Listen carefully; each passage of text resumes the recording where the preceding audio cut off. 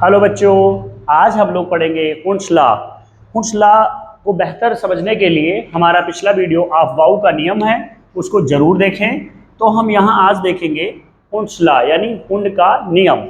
हुंड के नियम के बारे में पहले हम समझते हैं हुंड के अनुसार क्या है। यानी हुंस ने क्या कहा, किसी उपकोष में किसी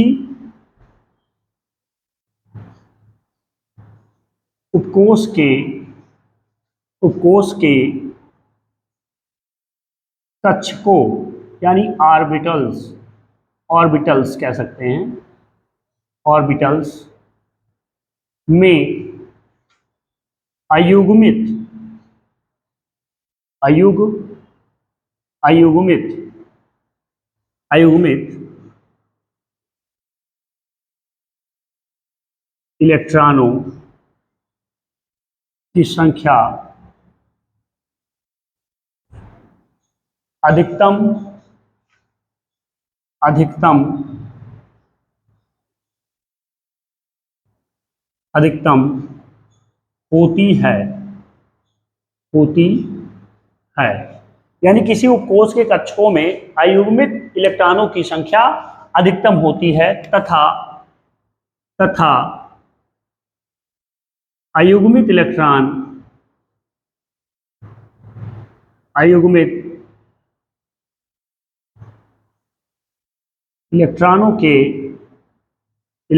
के स्पिन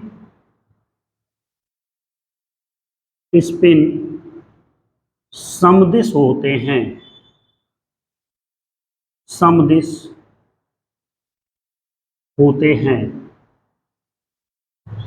होते हैं। स्पिन मतलब होता है दोस्तों चक्रण। समदिश मतलब होगा पैरेलल मतलब होता है समांतर। उसके बाद हम देखेंगे अयुग्मित होता है अनपेयर्ड। अभी हम पूरा डिटेल समझेंगे। अनपेयर्ड यानी हुंड के नियम के अनुसार किसी उपकोष के कक्षकों में अयुग्मित इलेक्ट्रॉनों की संख्या अधिकतम होती है तथा अयुग्मित इलेक्ट्रॉनों के स्पिन समदिश होते हैं। अब हम समझेंगे कैसे इसमें मतलब हुंड के नियम के अनुसार कैसे इलेक्ट्रॉनों का भराव होता है कक्षकों में। तो पहले हम समझ लेते हैं यहाँ एस, पी, डी और एफ। एस में अधिकतम कितने इलेक्ट्रॉन होते हैं? 2। पी में कितने होते हैं? 6। डी में कितने होते हैं? 10। एफ में कितने होते हैं? 14 इलेक्ट्रॉन। और ऑर्बिटलों की संख्या अगर देखें तो एस में कितने ऑर्बिटल होते हैं? 2 ऑर्बिटल होते हैं। पी में कितने ऑर्बिटल होते हैं? 3 ऑर्बिटल होते हैं, 1 2 3। और पी में डी में देखें तो कितने ऑर्बिटल होंगे? डी में हमारे ऑर्बिटल होते हैं 5, 1 2 3 4, 1 2 3 4 5। और एफ में देखें ऑर्बिटलों की संख्या तो होती है 7, 1 2 3 4 5, 1 2 3 4 5 6 7। यानी एस में कितने ऑर्बिटल होंगे? 2। और पी में 3 और डी में 5, एफ में होंगे 7 ऑर्बिटल। ऑर्बिटलों की संख्या होगी 7 एफ में। तो ऑर्बिटल की संख्या हमने देख लिया, अधिकतम इलेक्ट्रॉनों की संख्या देख लिया।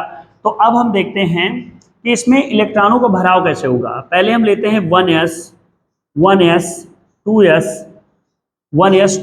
3s 4s 2p 3p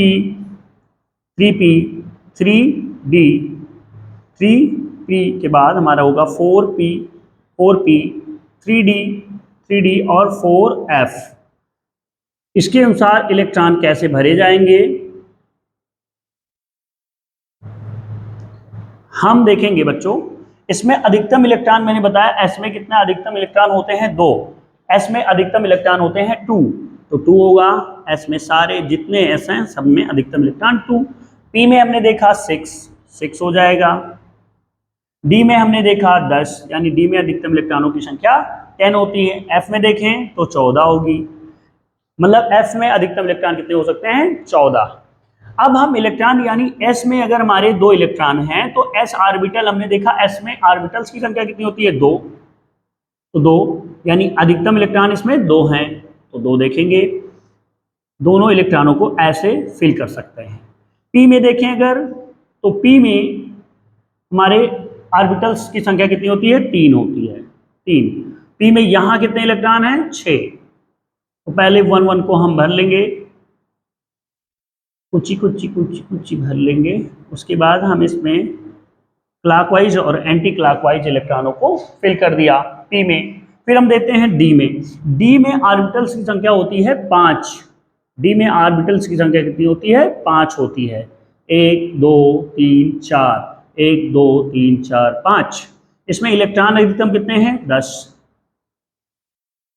clockwise anti clockwise, clockwise anti clockwise.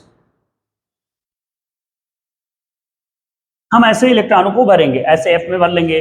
हम कुछ तब तो कुछ एलिमेंट्स लेते हैं, एलिमेंट्स के अनुसार हम कैसे इलेक्ट्रॉनों को फिल करेंगे ऑर्बिटल्स में, हम देखेंगे। यहाँ हमारा पहला एलिमेंट है हाइड्रोजन। हाइड्रोजन का एटॉमिक नंबर होता है 1। इसका इलेक्ट्रॉनिक विन्यास देखें तो 1s1, यानी इसमें कितना है? 1s1, यानी एक ही ऑर्बिटल, अधिकतम ऑर्बिटल s में होते हैं 2, तो इसमें चूंकि इलेक्ट्रॉन एक है तो हम एक s बार देंगे।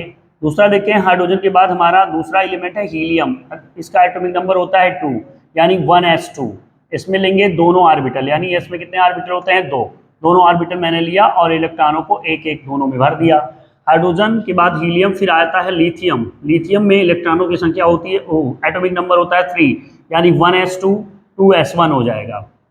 इसमें देखेंगे 1s हमने s में देखा, यानी 1s2, इसमें जो है 2 इलेक्ट्रॉन है, तो s में हमने देखा कि जो है हम जानते हैं कि s में हमारे ऑर्बिटल्स कितने होते हैं? 2। तो दोनों इलेक्ट्रॉनों को हम ऐसे फिल कर देंगे। फिर 2s1, इसमें लेंगे एक ही ऑर्बिटल लेंगे, सेम भर देंगे। अब हम लेते हैं hydrogen, helium, lithium, beryllium. Beryllium हो जाएगा, फिर बोरान, उसके बाद कार्बन। कार्बन से हुंड का नियम लागू होगा। बेरिलियम होता है एटॉमिक नंबर 4। इसको, इसका इलेक्ट्रॉनिक विन्यास देखें तो 1s2 2s2, 1s2 2s2। Boron का होगा एटॉमिक नंबर जो है 5, यानी 1s2 2s2 2p1 हो जाएगा, 2p1। कार्बन का देखें तो 1s2 2s2 2p2, क्योंकि इसका एटॉमिक नंबर होता है 6, एटॉमिक नंबर उसका होता है 6। हम देखेंगे कार्बन्स की, यानी कार्बन को कैसे हम जो है फिल करते हैं ऑर्बिटल्स में इलेक्ट्रॉनों को। तो देखें इसके लास्ट में आता है 2p2। 2p2 यानी p में अधिकतम इलेक्ट्रॉन कितने हैं? 2 हैं, लेकिन होते कितने हैं? 6। तो इसमें ऑर्बिटल्स की संख्या कितनी होती है? 3। तीनों को हमने भर दिया और बना लिया। और इसमें इलेक्ट्रॉन कितने हैं? 2। तो दोनों को मैंने ऐसे भर दिया। देखिए यहीं से हुंड का नियम लागू होता है।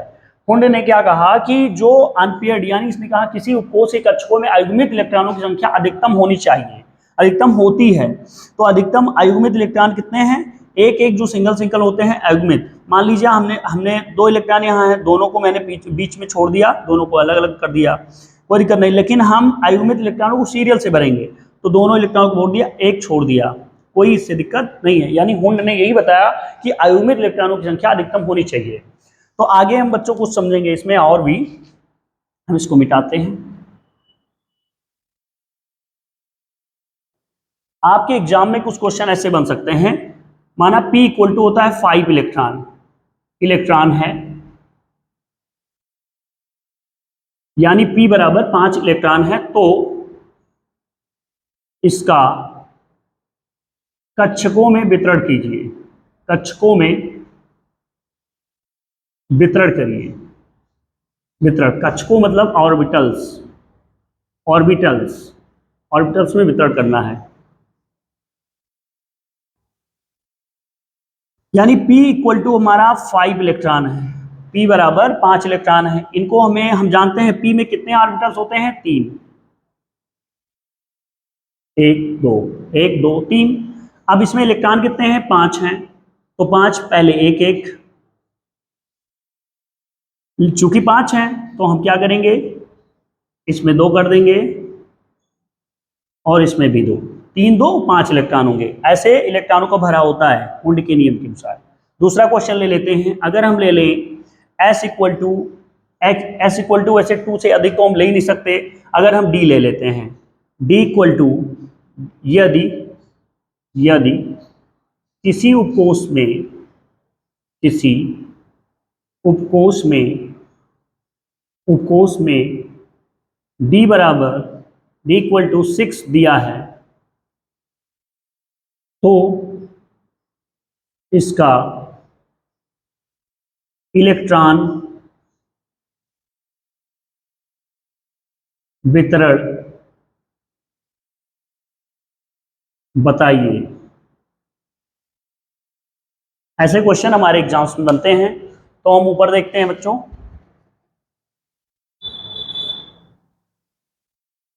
हमने देखा कि यदि किसी उपकोष में d=6 यानी d बराबर 6 इलेक्ट्रॉन है तो इसका इलेक्ट्रॉन वितरण बताना है, यानी d=6 है। d में हम जानते हैं कितने ऑर्बिटल्स होते हैं, d में हम जानते हैं कि 5 ऑर्बिटल्स होते हैं, 1 2 3 4 1 2 3 4 5 ऑर्बिटल्स होते हैं। इलेक्ट्रॉनों की संख्या कितनी है, 6 5 हो गए। हम दूसरा ले लेंगे, चूंकि 6 है तो पहले ऑर्बिटल्स में कितने इलेक्ट्रॉन हो जाएंगे, 2। आगे के वीडियो में हम 1 से 30 तक तत्वों के इलेक्ट्रॉनिक विन्यास सीखेंगे बच्चों। आज के लिए इतना। चैनल को सब्सक्राइब करें, लाइक करें और शेयर करें। Good bye.